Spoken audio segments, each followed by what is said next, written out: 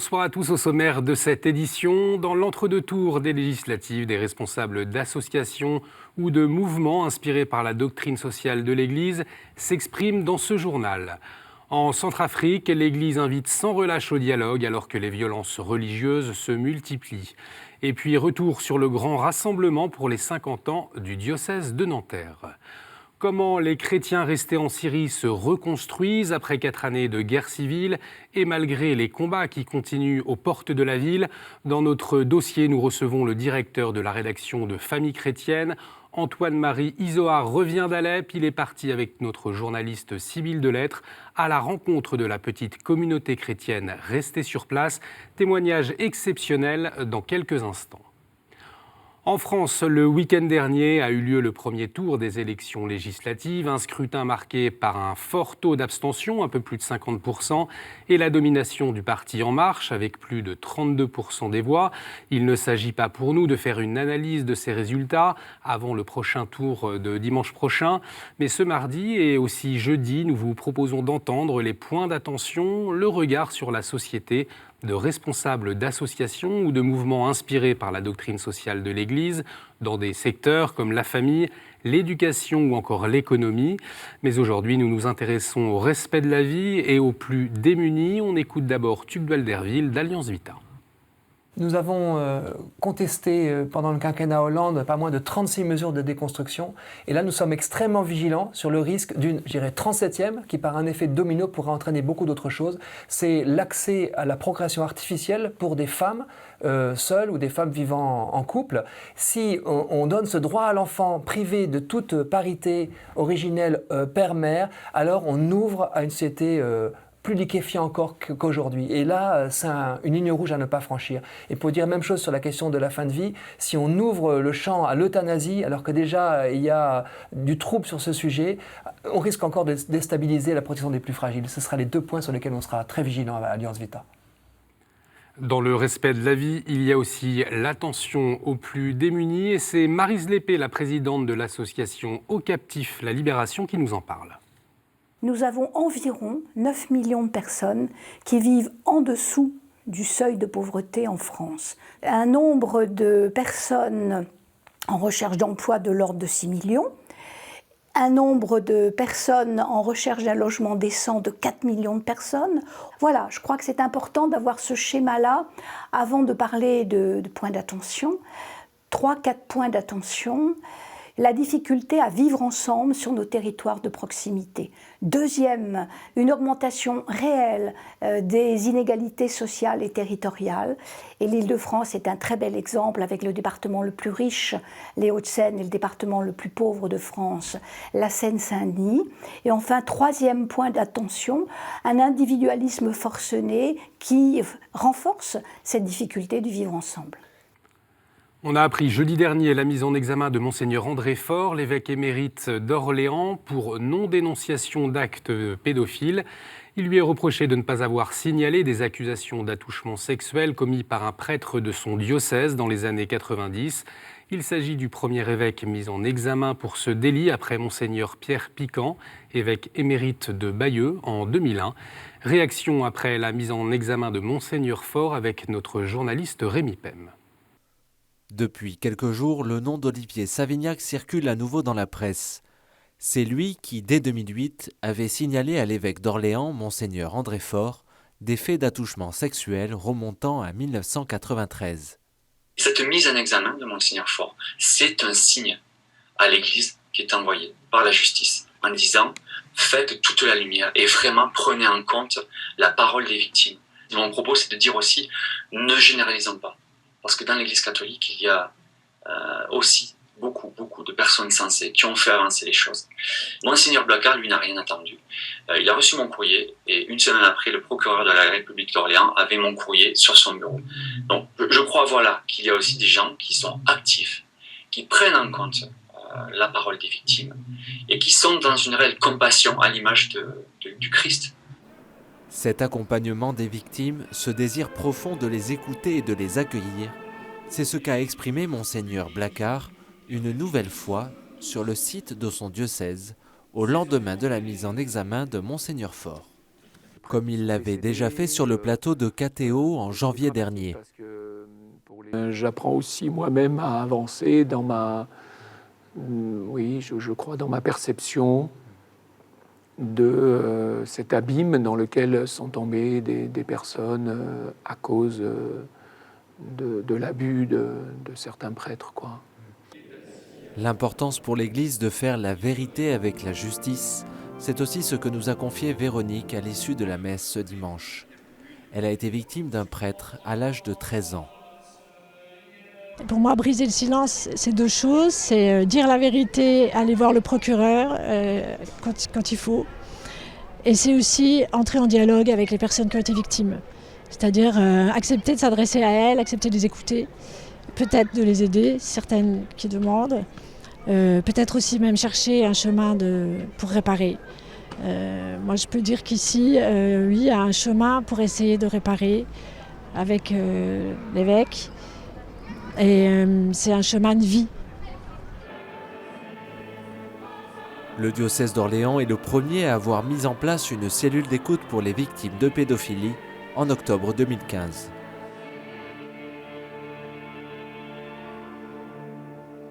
L'ONU a demandé hier aux Centrafricains un sursaut national. Son représentant spécial en Centrafrique s'est déclaré très inquiet de la situation humanitaire dans le pays.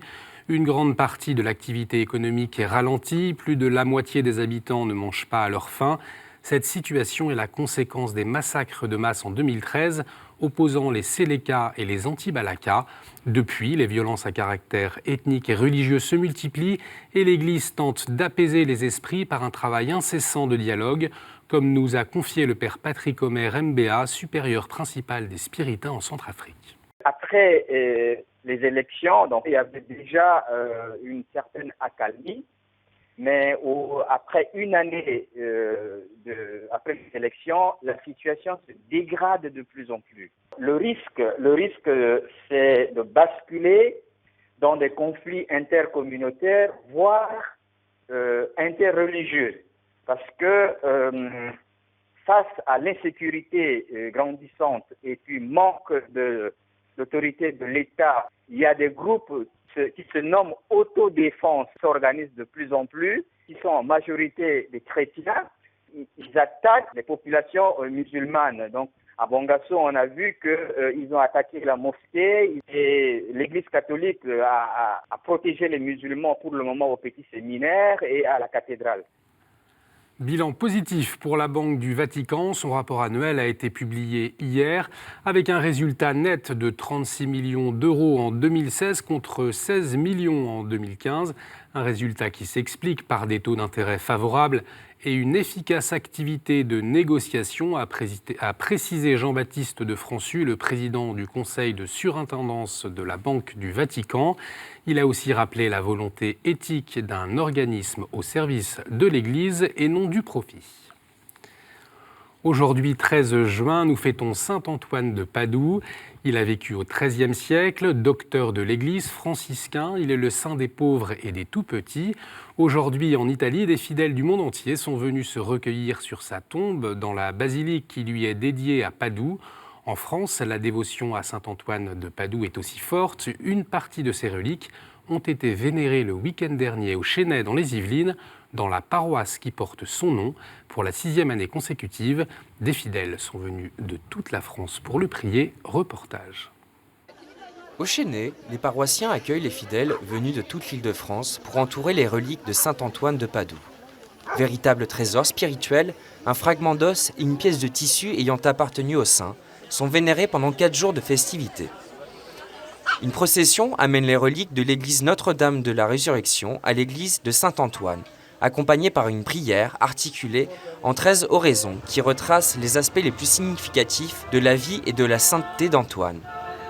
Saint Antoine, dont le cœur était rempli d'amour et de tendresse pour l'enfant Jésus, que tu portais dans tes bras, bénis toutes nos familles et bénis nos enfants, aide-les à grandir en sagesse, en taille et en grâce, devant Dieu et devant les hommes. Sur le parvis de l'église, les reliques sont accueillies par la communauté portugaise, la seule communauté autorisée à entrer juste après les reliques. Saint Antoine était un jeune portugais, disciple de saint François d'Assise, qui verra en lui un grand prédicateur et l'enverra en Italie et dans le sud de la France pour évangéliser. On le voit dans un miracle très beau à Rimini, où saint Antoine, qui est délaissé par les hommes, va parler, va prêcher aux poissons qui sortent la tête de l'eau pour l'écouter, et cela va convertir après la ville. Après une lecture des litanies de saint Antoine, des petits pains sont bénis et offerts à tous. Une tradition qui vient de l'histoire d'un jeune garçon qui s'était noyé dans un baquet rempli d'eau. Désespéré, sa mère avait invoqué le saint et fait vœu d'offrir aux pauvres autant de pain que le poids de son enfant. Sa prière a été exaucée. Dimanche, 12 000 fidèles ont célébré les 50 ans du diocèse de Nanterre. Dans le stade Yves du Manoir s'est tenue une journée de fête intergénérationnelle pour l'église des Hauts-de-Seine. 384 adultes ont été confirmés. Autour de Monseigneur Aupetit, l'évêque actuel, on a pu voir les évêques émérites du diocèse, mais aussi d'autres venus de toute la France. Un grand rassemblement où notre journaliste Gabriel Massé a constaté la riche diversité des fidèles.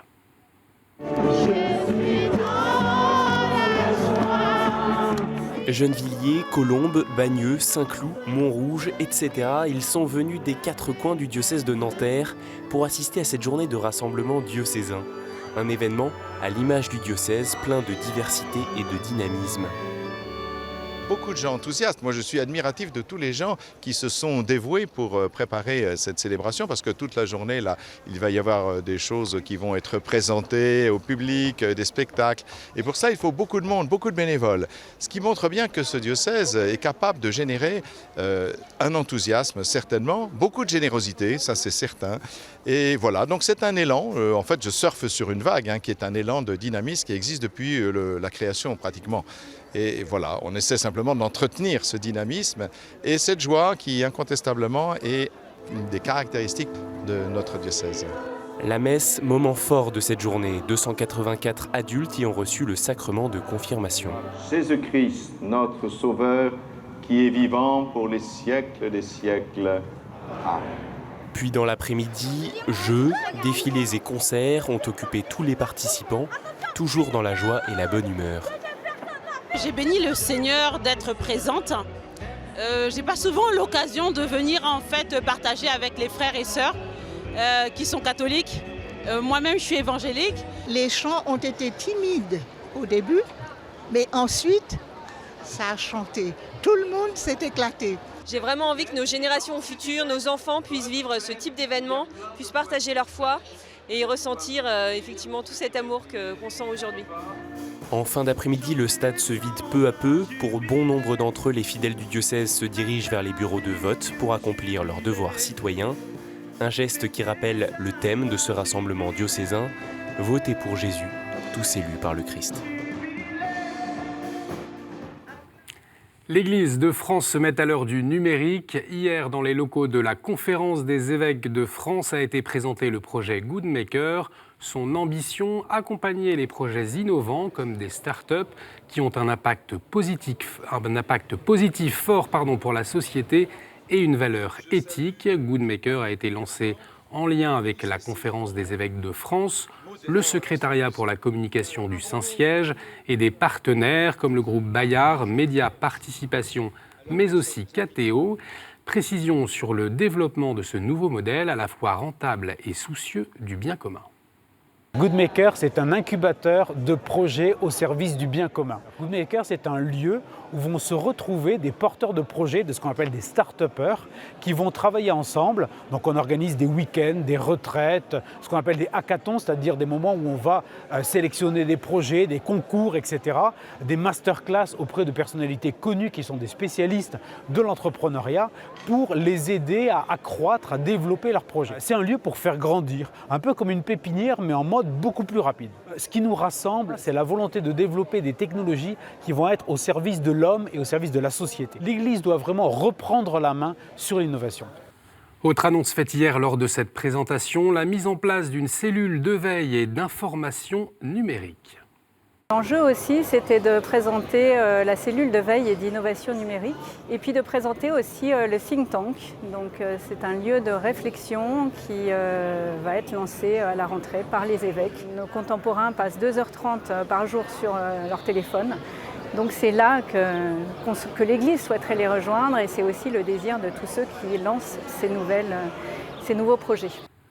En Suisse, le Centre catholique des médias a inauguré et béni ses nouveaux locaux la semaine dernière, un événement qui montre la volonté dans le pays d'informer toujours mieux et plus avec un regard chrétien.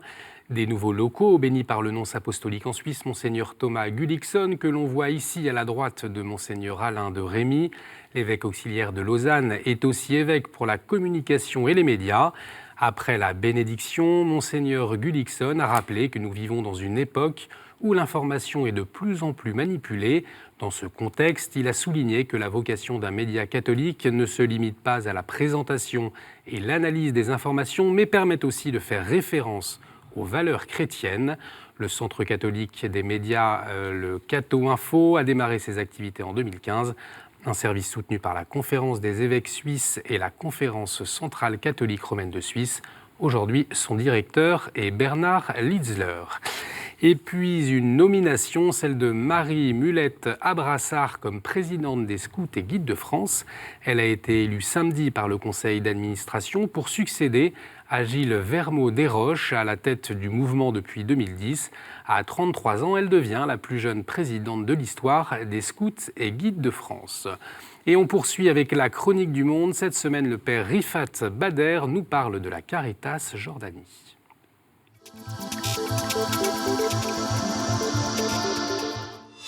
Bonjour, Caritas Jordanie a célébré il y a quelques jours son jubilé d'or. Le pape François a envoyé un message de félicitations et d'encouragement qu'a lu au cours de la messe solennelle célébrée en cette occasion le nonce apostolique, à laquelle ont pris part l'administrateur apostolique du patriarcat latin, un grand nombre d'évêques, de prêtres, de fidèles, ainsi que les membres de la MONA, Caritas du Moyen-Orient et du Nord-Afrique, qui ont tenu leur conférence régionale en Jordanie.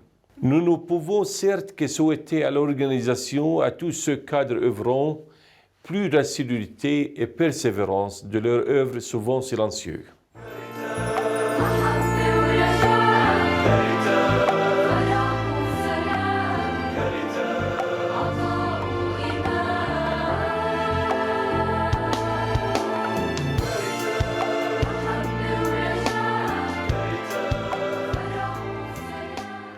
La Caritas a été fondée en Jordanie et en Palestine en 1967, lors de l'occupation israélienne des territoires palestiniens qui a forcé de nombreux groupes de déplacés à venir en Jordanie, où ils ont trouvé la sécurité.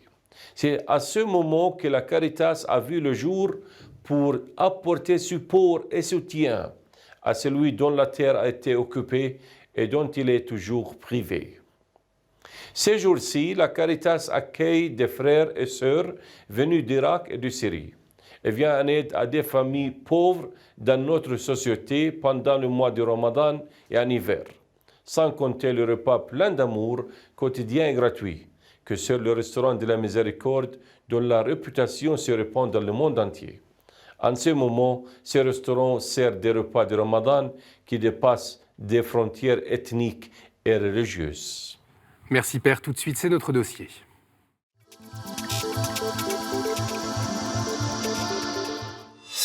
Je vous le disais en titre, nous recevons ce soir Antoine-Marie Izoard, directeur de la rédaction de Famille Chrétienne. Bonsoir Antoine-Marie. Bonsoir. Alors les téléspectateurs de KTO vous connaissent, vous intervenez régulièrement dans cette émission le jeudi, mais vous êtes avant tout un journaliste de terrain.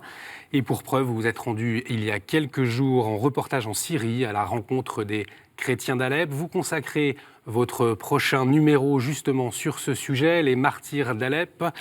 Alors, vous êtes parti en reportage en partenariat avec KTO. Vous étiez accompagné par notre journaliste Sybille Delettre, que l'on voit à l'écran avec sa caméra. C'est vous qui avez eu cette volonté de vous rendre à Alep. Alors, quelle était votre intention ? Écoutez, l'intention, c'était...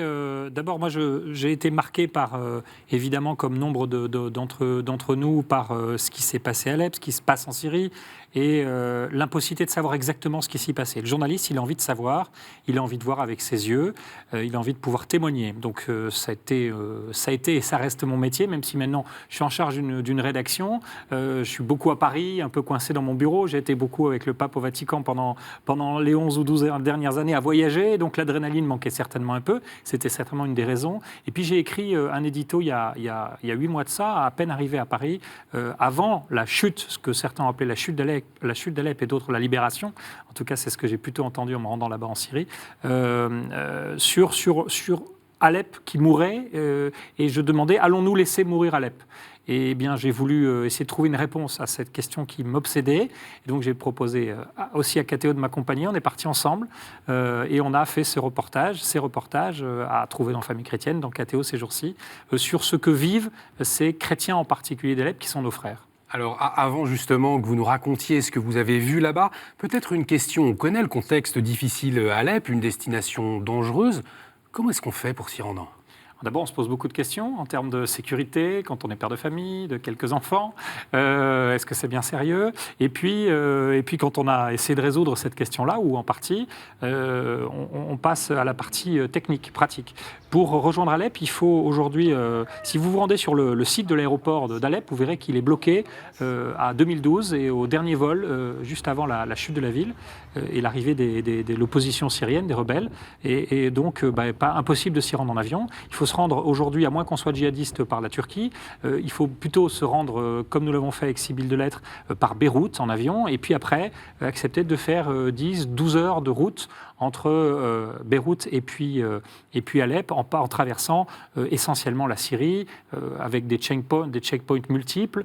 Donc quand je vous dis 12 heures de route, c'est 12 heures, c'est surtout 6 heures de route et c'est 6 heures d'attente, partiellement à la frontière du Liban, à la Syrie, avec un peu d'angoisse. On se demande, est-ce qu'on va nous accepter, nous les journalistes ?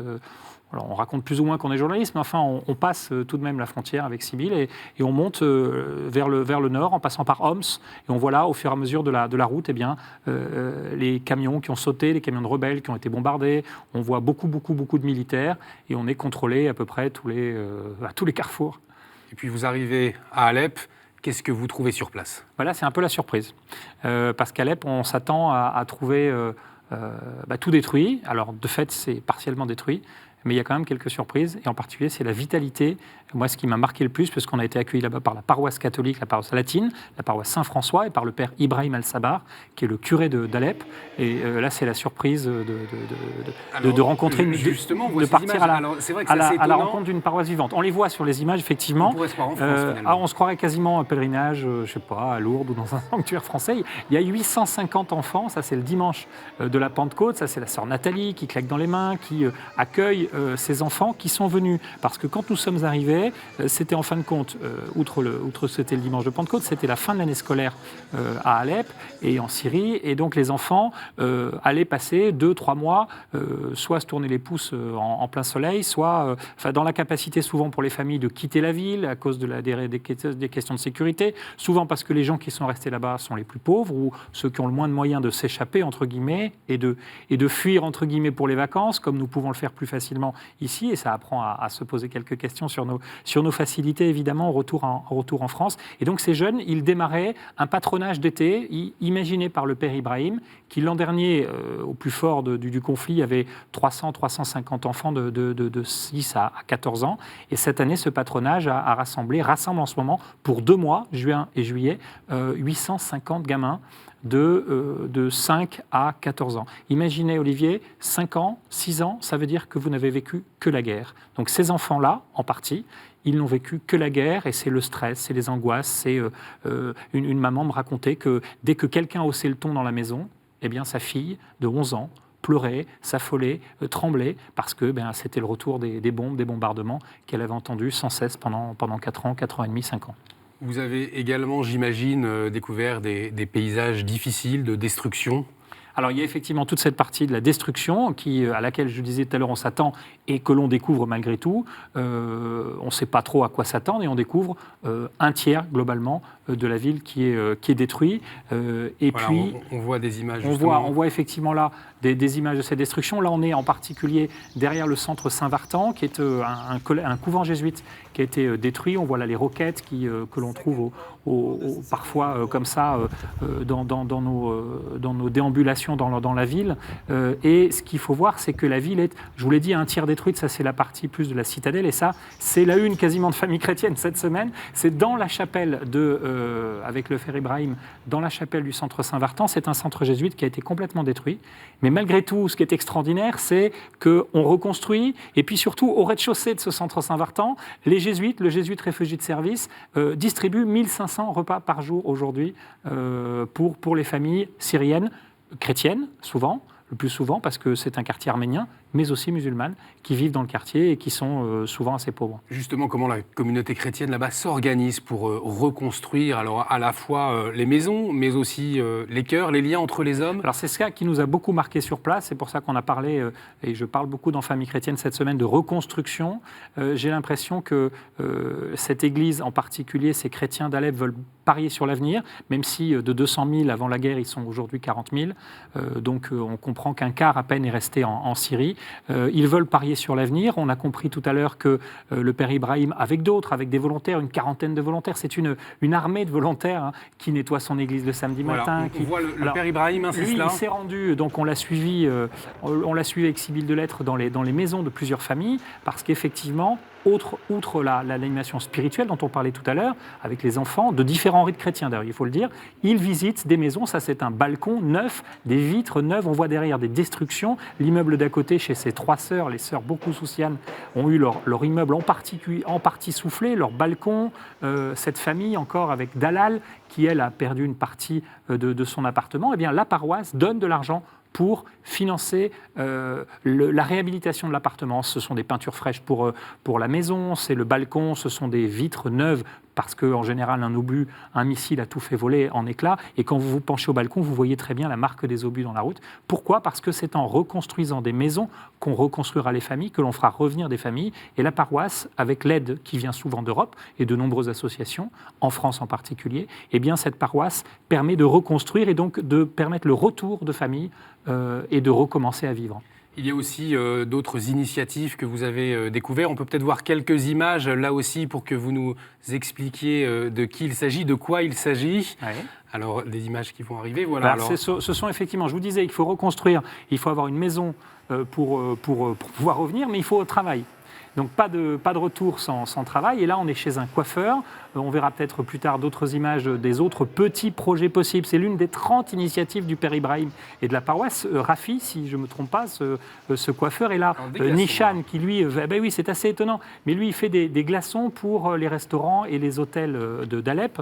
Et il a eu cette idée et il a demandé de l'argent à la paroisse. Et la paroisse l'a aidé largement, comme elle a aidé Rafi, comme elle a aidé un pâtissier à démarrer son initiative, ou encore un chauffeur de taxi à qui qu'on a aidé de reconstruire sa maison, et puis maintenant de racheter un taxi d'occasion.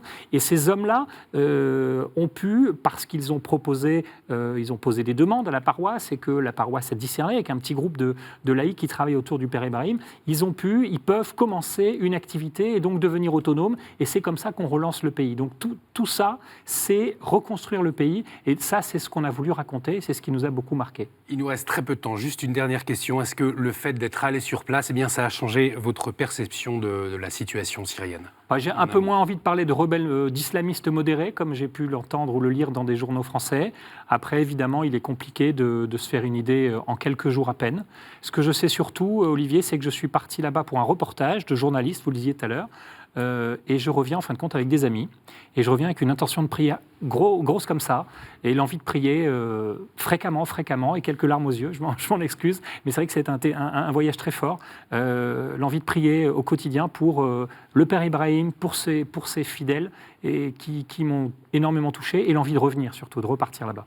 Merci beaucoup Antoine-Marie d'être venu sur notre plateau. Et pour aller plus loin, vous consacrez un dossier dans votre prochain numéro de Famille chrétienne, Le martyr d'Alep, l'église au service de la reconstruction. Votre reportage à découvrir dès jeudi prochain, donc dans Famille chrétienne. Et puis jeudi également à 21h35, le reportage de Sibylle Delettre sur la paroisse du Père Ibrahim à Alep. Merci à vous de nous avoir suivis. Une émission à revoir sur le site ktotv.com. N'hésitez pas à réagir sur les réseaux sociaux avec le hashtag à la source. À jeudi, excellente soirée sur KTO.